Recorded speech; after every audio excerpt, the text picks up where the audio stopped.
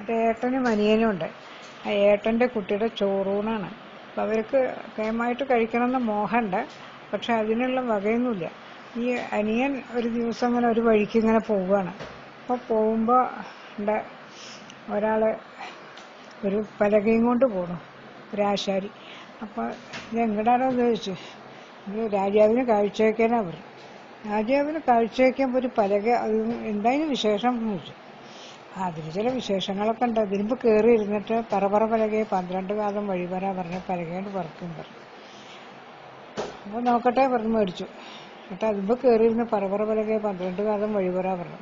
ആ പലകയോട് പറഞ്ഞു അയാളെയും കൊണ്ട്. ഇയാൾ ആശാരി കുറച്ച് നേരം അവിടെ തന്നെ നോക്കി നിന്ന് അങ്ങോട്ട് പോവുകയും ചെയ്തു. അങ്ങനെ അത് വേറൊരു സ്ഥലത്ത് പോയി ഇറങ്ങി. എന്നിട്ട് പിന്നെ ആദ്യം ഈ പലക എടുത്തുകൊണ്ട് നടക്കുകയാണ്. അപ്പം നടക്കുമ്പോണ്ട് ഒരാൾ ഒരു കയറും കൊണ്ട് പോകും. എങ്ങടാണോ ചോദിച്ചു. രാജാവിന് കാഴ്ച വയ്ക്കാനാ പറഞ്ഞു. അപ്പം എന്തായാലും വിശേഷം വെച്ചു. അത് കെട്ട് കയറേ 1000 ആളുടെ കൈ കെട്ടേ പറഞ്ഞു. 1000 ആളുടെ കൈ കെട്ടും പറഞ്ഞു. നോക്കട്ടെ പറഞ്ഞ് മേടിച്ചു. അത് പലകപ്പുറത്ത് വെച്ച് ഇയാളും കയറിയിരുന്ന് പറ പലകയെ 12 കാതം വഴി വരാ പറഞ്ഞു പലകയോട് പറഞ്ഞു. അയാളും കുറച്ചു നേരം അവിടെ നോക്കി നിന്ന് തിരിച്ചുപോയി. പിന്നെ വേറൊരു സ്ഥലത്ത് ചെന്നിറങ്ങി. എന്നിട്ട് ഇങ്ങനെ നടക്കുകയാണ്. അപ്പം ഉണ്ട് ഒരാൾ ഒരു വാളും കൊണ്ട് പോകും. എങ്ങടാണോ ചോദിച്ചു. ഇത് രാജാവിന് കാഴ്ച വയ്ക്കാനാ പറഞ്ഞു. എന്തായാലും വിശേഷം ചോദിച്ചപ്പോൾ വെട്ട് വാളെ 1000 ആളുടെ തലവെട്ടേ പറഞ്ഞു. 1000 ആളുടെ തലവെട്ടും പറഞ്ഞു. നോക്കട്ടെ പറഞ്ഞ് മേടിച്ചു. അതും പലകപ്പുറത്ത് വെച്ചു. ഇയാളും കയറിയിരുന്നു. എന്നിട്ട് പറ പലകയെ 12 കാതം വഴി വരാ പറഞ്ഞു പലകയോട് പറഞ്ഞു. അയാളും കുറച്ചു നേരം അവിടെ നോക്കിയിരുന്ന് അങ്ങോട്ട് പോയി. പിന്നെ വേറൊരു സ്ഥലത്ത് ചെന്നിറങ്ങി. അവിടെ ഇങ്ങനെ നടക്കുക. അപ്പം ഉണ്ട് ഒരാൾ ഒരു കുഴലും കൊണ്ട് പോകും. അപ്പോൾ ഇത് എങ്ങടാണോ ചോദിച്ചു. രാജാവിന് കാഴ്ച വയ്ക്കാനാ പറഞ്ഞു. എന്താ ഇതിന് വിശേഷം ചോദിച്ചപ്പോൾ ഊതൂത് കുഴലേ 1000 ആൾക്ക് ജീവനൂതേ പറഞ്ഞു. 1000 ആൾക്ക് ജീവൻ ഉണ്ടാവും പറഞ്ഞു. നോക്കട്ടെ പറഞ്ഞ് മേടിച്ചു. അതും പലകപ്പുറത്ത് വെച്ചു. എന്നിട്ട് ഇയാൾ പറ പലകയെ 12 കാതം വഴി വരാ പറഞ്ഞു പലകയോട് പറഞ്ഞു. അയാളും കുറച്ചു നേരം അവിടെ നോക്കി നിന്ന് അയാളും പോയി.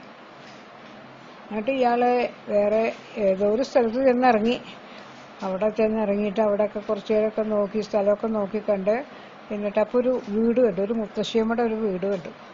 അവിടെ ചെന്നു. എന്നിട്ട് മുത്തശ്ശിയമ്മ എനിക്ക് കുറച്ച് ഭക്ഷണം തരും, ഇവിടെ കിടക്കാൻ ഇത്തിരി സ്ഥലവും തരുമോ ചോദിച്ചു. ഭക്ഷണം തരാം, പക്ഷെ കിടക്കാൻ സ്ഥലം ഇവിടെ പറ്റില്ല. ഇവിടെ ഞാൻ തന്നെ നേരത്തെ വാതിലടച്ച് കിടക്കുകയാണ് ചെയ്യുക. ചില ഭൂതത്തന്മാരൊക്കെ വരും, അവരുടെ ഊണും ഒക്കെ ഉണ്ട് അവിടെ. അപ്പം അങ്ങനെ ഇയാൾക്ക് ഭക്ഷണമൊക്കെ കൊടുത്ത് എന്നിട്ട് ഇയാൾ അവിടെ തൊടിയിലൊക്കെ നടന്നു നോക്കി. അപ്പോൾ അവിടെ ഒരു വാഴക്കുഴി കണ്ടു. ഈ സാധനങ്ങളെ കയ്യിലിറക്കി വെച്ച് ഇയാൾ വാഴക്കുഴിയിൽ ഇറങ്ങിയിരുന്നു. പലകകൊണ്ട് മൂടിയും വെച്ചു. പിന്നെ മുത്തശ്ശിയമ്മ നേരത്തെ കിടന്നു. കുറച്ച് കഴിഞ്ഞപ്പോഴേക്കും അവിടുന്ന് ഇങ്ങനെ ആളുകൾ വരണ ശബ്ദം കേട്ടിറങ്ങി. അവർ ചെറിയും ബഹളമായിട്ട് വരുന്നുണ്ട്. ഇവിടെ വന്ന് മുത്തശ്ശിയമ്മയുടെ വീട്ടിലെ ഉമ്മറത്തെ പൂമുഖത്ത് അവിടെ ഇരുന്നു. എന്നിട്ട് അതിലത്തെ പ്രധാനപ്പെട്ട ആള് മൂപ്പൻ അവിടെ ഒരു കസേരയിട്ട് അവിടെ ഇരുന്നു. എന്നിട്ട് പറഞ്ഞു മോനെ കുടുകുടുക്കെ ഇലകൾ വെക്കാൻ പറഞ്ഞു. ഇലകളൊക്കെ വെച്ചു. എന്നിട്ട് കുടുകുടുക്കെ വെച്ചലയ്ക്കൊക്കെ പദാർത്ഥങ്ങൾ വിളമ്പോ പറഞ്ഞു. അതൊക്കെ ഇങ്ങോട്ട് കുട്ടിപ്പട്ടന്മാരൊക്കെ വന്ന് അങ്ങോട്ട് വിളമ്പിത്തിടങ്ങി. സദ്യവട്ടങ്ങൾ കണ്ട് വിളമ്പിത്തിടങ്ങി. അങ്ങനെ കുറച്ച് കഴിഞ്ഞ് അവരുടെ ഊണും ബഹളവും വർത്തമാനവും ഒക്കെ ആയിട്ട് അതൊക്കെ കഴിഞ്ഞ് അവരോട് പോവുകയും ചെയ്തു. അവർ പോയി കഴിഞ്ഞപ്പോൾ ഇയാൾ പതുക്കെ ആ വാഴക്കുഴിയിൽ നിന്ന് പുറത്തേക്ക് കയറി വന്ന് അവിടെ ഒന്ന് ചെന്ന് നോക്കി. അപ്പോൾ ചെറിയൊരു സാധനം കണ്ടു. അപ്പോൾ ഇയാൾ അതായിരിക്കും ഇവരുടെ കുടുകുടുക്ക വിചാരിച്ച് വേഗം അതും എടുത്ത് ആദ്യം വാഴക്കുഴിയിൽ തന്നെ പോയിരുന്നു. പിന്നെ കുറച്ചും കൂടി നേരം കഴിഞ്ഞ് കുറച്ചങ്ങോട്ട് എത്തിയപ്പോഴാണ് ഇവർക്ക് ഓർമ്മ ഉണ്ടായി. അയ്യോ, നമ്മുടെ കുടുകുടുക്ക എടുത്തില്ലല്ലോ എന്നും പറഞ്ഞ് അവർ ആദ്യം ഇങ്ങോട്ട് വന്നു. തിരിച്ചു വന്നു നോക്കി. അവിടെ ഒന്നും കണ്ടില്ല. അവർ പോവുകയും ചെയ്തു. എന്നിട്ട് നേരം വെളിച്ചായപ്പോൾ ഇയാൾ വാഴക്കുഴിയിൽ നിന്ന് കയറി വന്ന് ആ സാധനങ്ങളെല്ലാം കൂടി ആ പലകപ്പുറത്ത് വെച്ച് ഇയാളും കയറിയിരുന്ന് പറ പലകയെ 12 കാതം വഴി വരാമെന്ന് പറഞ്ഞു. അങ്ങനെ വീട്ടിലെത്തി.